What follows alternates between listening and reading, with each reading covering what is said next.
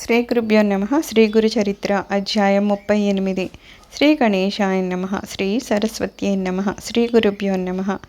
జ్ఞానము, కర్మ, భక్తి వేరు కావని వాటి సమ్మేళనమే పరమార్థానికి మార్గమని ఈ 38, 39, 40 అధ్యాయాలు తెలుపుతాయి.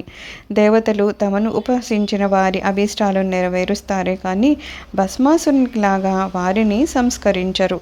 సద్గురువు భక్తులకు శ్రేయస్కరాన్ని మాత్రమే ప్రసాదిస్తూ తమ లీల చేత వారిని మోక్షార్హులను చేస్తారు. సద్గురువు భక్తి వలనే జ్ఞాన, భక్తి కర్మలు సిద్ధిస్తాయి. శ్రీగురుని వంటి సద్గురువు ఆజ్ఞాపించినప్పుడే వ్రతాదులు సార్థకమవుతాయని ఒక పేద శిష్యుడు, ఒక గొడ్రాలు, ఒక కుష్ఠిరోగి యొక్క అనుభవాలు తెలుపుతున్నాయి.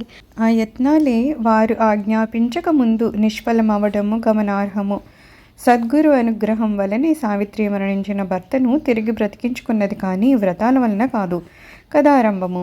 నామధారకుడు స్వామి శ్రీగురుడు ఉపదేశించిన కర్మానుష్ఠాన రహస్యం మీ నుండి విని ధన్యుణ్ణవ్వాలనుకుంటున్నాను. ఇక దయచేసి అటుపై జరిగిన శ్రీగురుని వృత్తాంతాన్ని తెలపండి అని వేడుకున్నాడు. సిద్ధయోగి ఇలా చెప్పసాగారు.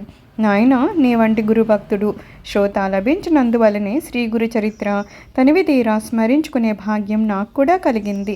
శ్రీ గురుని కీర్తి అన్ని దిక్కులా వ్యాపించడం వలన శ్రీమంతులైన గురుభక్తులు ఎందరో గంధర్వ నగరానికి వచ్చి వారికి భిక్ష, వారి ప్రీతి కోసమని బ్రాహ్మణ సంతర్పణలు చేస్తూ ఉండేవారు. ఒకసారి కాశ్యప గోత్రానికి చెందిన భాస్కర శర్మ అని ఒక పేద బ్రాహ్మణుడు అక్కడికి వచ్చి ఉన్నాడు.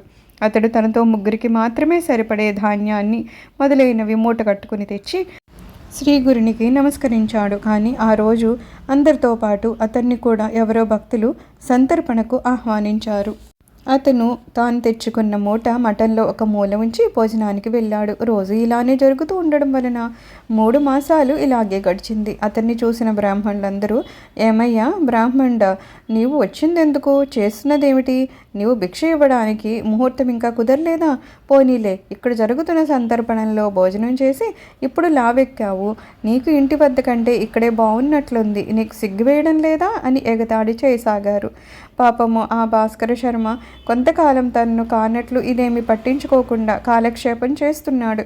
అతనిపై ఇట్టి విమర్శలు, నిష్ఠూరాలు పెరిగిపోయి ఒకనాడు ఆ విషయం శ్రీగురునికి తెలిసింది. ఆయన అది సహించలేక అతన్ని పిలిచి, నాయన, నీవు రేపు ఇక్కడనే స్వయంగా వంట చేసి మాకు భిక్షను సమర్పించు అని ఆదేశించారు. అతడు అంగీకరించి మరుసటి రోజు తెల్లవారుజామునే నిద్రలేచి నెయ్యి, పెరుగు సమకూర్చుకొని స్నానానుష్ఠానాలు పూర్తి చేసుకుని తాను తెచ్చిన ధాన్యంతోనే వంట చేస్తున్నాడు. ఆ సమయంలో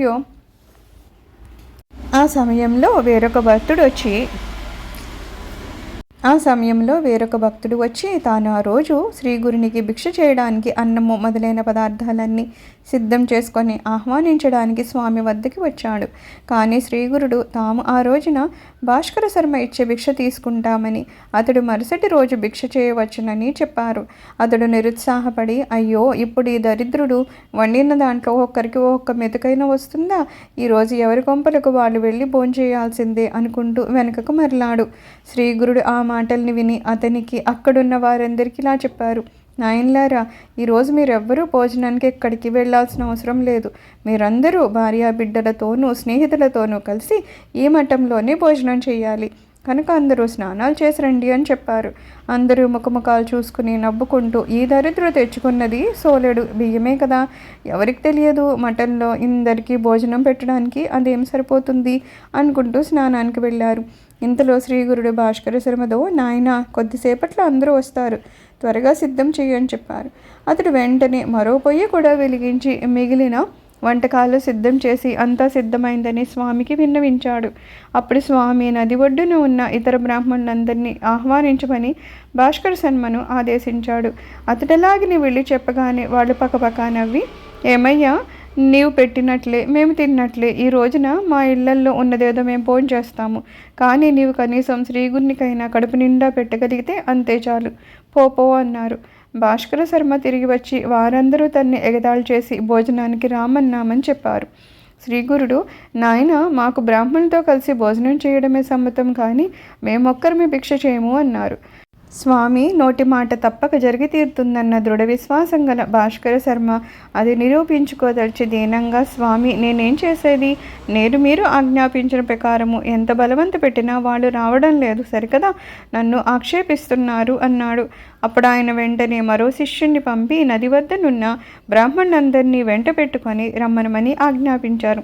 అతడు పరుగున పోయి శ్రీగురిని ఆజ్ఞగా చెప్పి అందరినీ ఆహ్వానించాడు. ఇక తప్పక అందరూ మఠం చేరుకున్నాడు. శ్రీగురు వారందరితో, బ్రాహ్మణోత్తములారా, మీరందరూ మీ భార్య బిడ్డను తీసుకుని మఠానికి రావాలి. ఈరోజు ఇక్కడే 4000 మందికి సమారాధన చేయాలి. అందరూ విస్తళ్లలో అన్నం కట్టుకుని తీసుకుపోవాలి అని భాస్కర శర్మతో, ఏమయ్యా చూస్తావేంటి, లేచి నమస్కరించి అందరినీ ఆహ్వానించు అన్నారు. అతడు వెంటనే లేచి నమస్కరించి వారందరూ సకుటుంబ బంధుమిత్రులతో కలిసి తాను చేయనున్న సమారాధనకు వచ్చేసి తనను కృతార్థుని చేయమని వేడుకున్నాడు. వారిలో కొందరు బ్రాహ్మణులు నవ్వి, ఓరి వెర్రి బ్రాహ్మణ, సిగ్గు లేకుండా తగదుననుకొని నీవు పిలిస్తే వచ్చామటయ్యా, నీవు చేసింది ఒక్కరికి ఒక్కొక్క మెతకైనా సరిపోతుందా అన్నారు. కొందరు పెద్దలు వారిని వారించి, తప్పు అతన్ని నిందించొద్దు, ఇందులో అతని దోషమేమీ లేదు, గురువు చెప్పిన ప్రకారం చేస్తున్నాడు అని మందలించారు. భాస్కరుడు శ్రీగురు పాదాలను పూజించి ఆయనకు ఆరతిచ్చి విత్తళ్ళు వేశాడు. అప్పుడు శ్రీగురుని ఆజ్ఞ కోరాడు. అంతటా శ్రీగురుడు అతనికి ఒక వస్త్రాన్ని ఇచ్చి వంటకాలపై కప్పమని ఆదేశించారు. అతడు అలా చేయగానే శ్రీగురుడు తమ కమండలంలోని నీరు అభిమంత్రించి ఆ వస్త్రంపై చల్లి వస్త్రం తీయకుండా వడ్డం చేయమని ఆదేశించారు. వెంటనే భాస్కర శర్మ మరికొంతమంది ఆ వస్త్రం క్రిందనున్న పళ్ళాలతో వంటకాలు తీసుకొని తిరిగి తిరిగి వడ్డిస్తున్నారు. నెయ్యి కూడా ధారలుగా వడ్డిస్తూనే ఉన్నారు. అది చూసి భక్తులందరూ ఆశ్చర్యచకితులయ్యారు. అప్పుడు మొదట శ్రీగురుడు, తర్వాత మిగిలిన వారు ఆ పోసనం తీసుకొని భోజనం చేయడం మొదలుపెట్టారు. భాస్కర శర్మ ఒక్కరి వద్దకు వెళ్ళి నెమ్మదిగా కూర్చొని కావలసినవి అడిగి వేయించుకొని తృప్తిగా భోజనం చేయమని చెప్పాడు. భోజనాలయ్యాక అందరికీ తాంబూలాలనిచ్చి స్త్రీలకు పిల్లలకు అన్ని వర్ణాల వారికి వంతులుగా కూర్చోబెట్టి వడ్డన చేశారు. చివరకు ఊళ్ళో విచారించి భోజనం చేయని వారెవరైనా లేరని నిర్ధారణ చేసుకున్నాక శ్రీగురుని ఆజ్ఞ తీసుకొని భాస్కరుడు గురుప్రసాదాన్ని స్వీకరించాడు. అప్పుడు అతడు వెళ్ళి చూసి అతడు వండిన వంటకమంతా అలానే ఉన్నదని స్వామికి మనవి చేశాడు. దాన్ని జలాచరాలకు వేయమని స్వామి ఆదేశించగా అతడు అలానే చేశాడు. కొద్దిపాటి అన్నంతోనే వేలాది మందికి గొప్పగా సమారాధన జరగడము వలన గురుమహిమ అందరికీ తెలిసింది. శ్రీగురుడు సాక్షాత్తు అన్నపూర్ణేశ్వరుడని, వారి అనుగ్రహానికి పాత్రులైన వారికి ఎట్టి కొరత ఉండదని అందరూ కీర్తించారు. అప్పుడు శ్రీగురుడు భాస్కర శర్మను ఆశీర్వదించి ఇంటికి పంపివేశారు. శ్రీగురుని కీర్తి మరొక్కసారి అన్ని దిక్కులా మారుమ్రోగింది. శ్రీ దత్తాయ గురువే నమః. శ్రీ శ్రీపాద శ్రీ వల్లభాయ నమః. శ్రీ నృసింహ సరస్వత్యై నమః. సర్వం శ్రీ గురుచరణారవిందార్పణమస్తు. లోకా సమస్తా సుఖినో భవంతు. ఓం శాంతి శాంతి శాంతి.